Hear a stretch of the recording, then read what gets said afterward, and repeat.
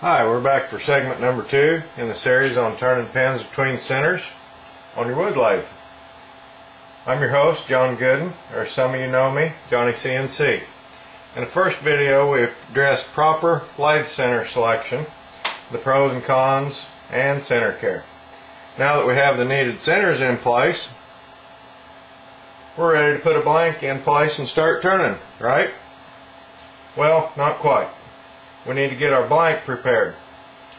Let me say that a rounded blank, pre-rounded or bought round, is not needed.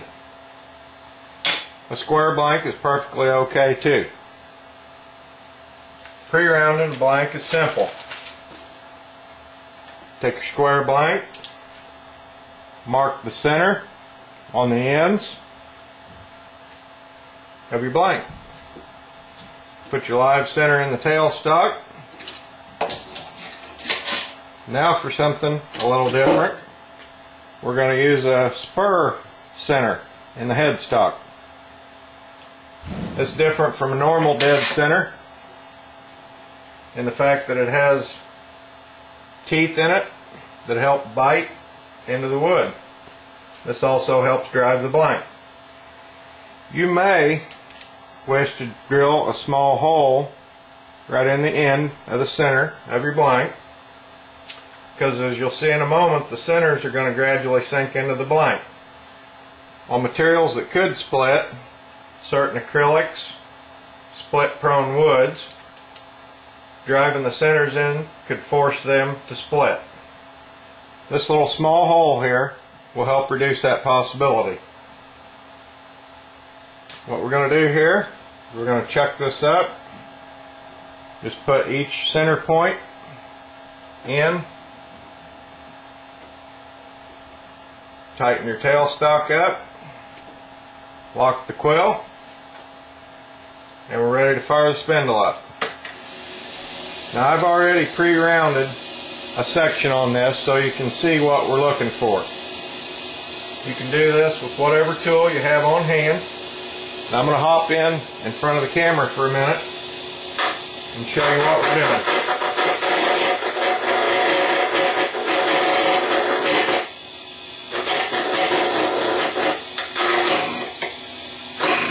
See how that's stopping them?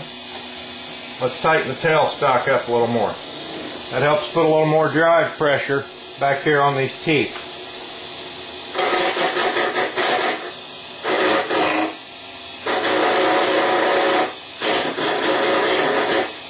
We're just rounding the corners off this blank.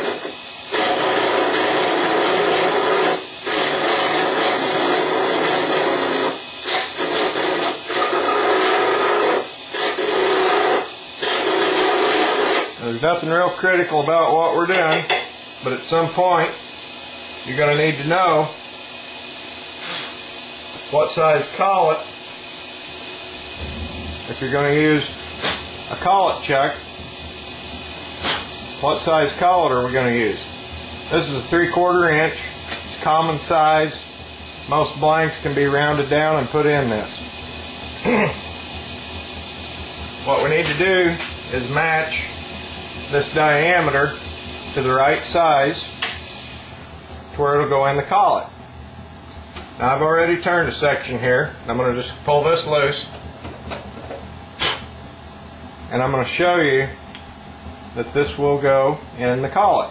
Now, an easy way to gauge what size, you got a 3/4 inch collet, we're going to use an open-ended wrench as a very simple gauge while we're turning.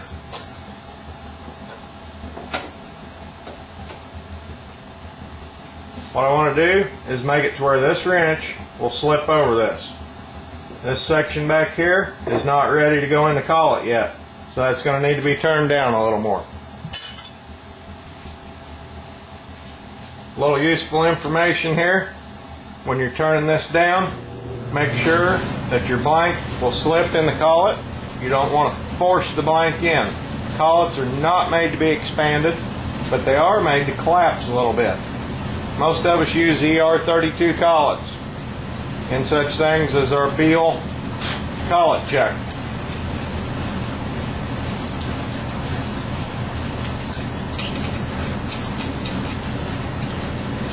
when we get ready to put this blank in, we'll have it turned completely.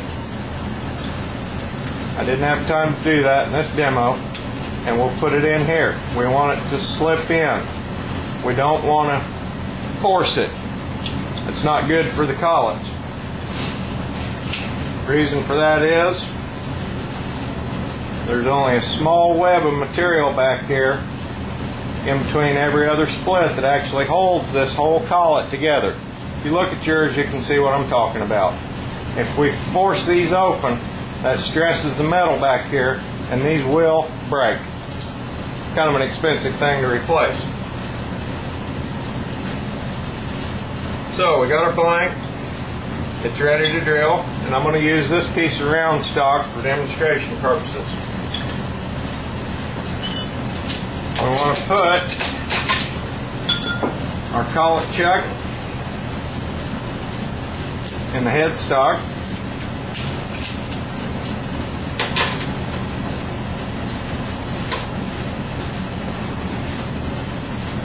And I use this dummy bar to help snug that up. Here on the tailstock, we're going to put a drill chuck in. You're going to have to run your quill out until you can get this seated. Just snug it in. Alright.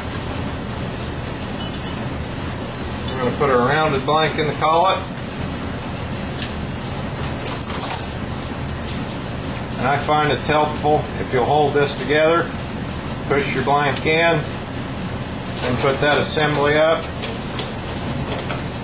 Tighten that up. Alright.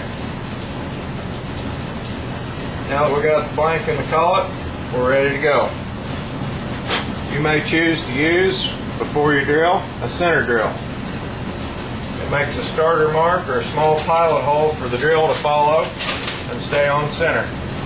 Center drill is mainly able to do this because it's short, stubby, and rigid. How deep to go with this is a common question. Experience will be your best guide, but my rule of thumb is to only put the smaller tip portion into the blank for 7mm pins. For larger drills, like the big drill we'd use on a gent or a junior gent, I'll go ahead and bury and get some of this other countersink portion into the end of the blank. Just make the starter hole appropriate for the size drill you're using. We're going to make a quick center drill mark here in the end of this blank.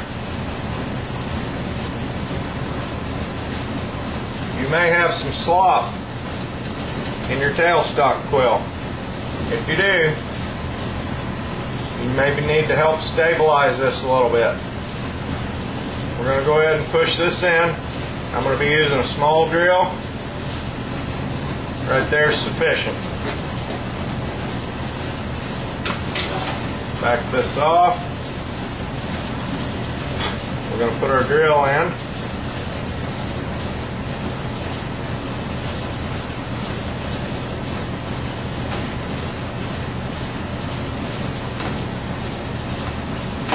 Alright, push your tailstock up as close as possible to start with. Lock it down. We're going to run in here and start drilling. I'm not going to drill this whole thing, but back the drill out every so often to clear the shavings. That also helps keep the heat down. Alright. The alternative to lathe drilling is your drill press. And we're going to pick up there in the next segment. Thanks for watching.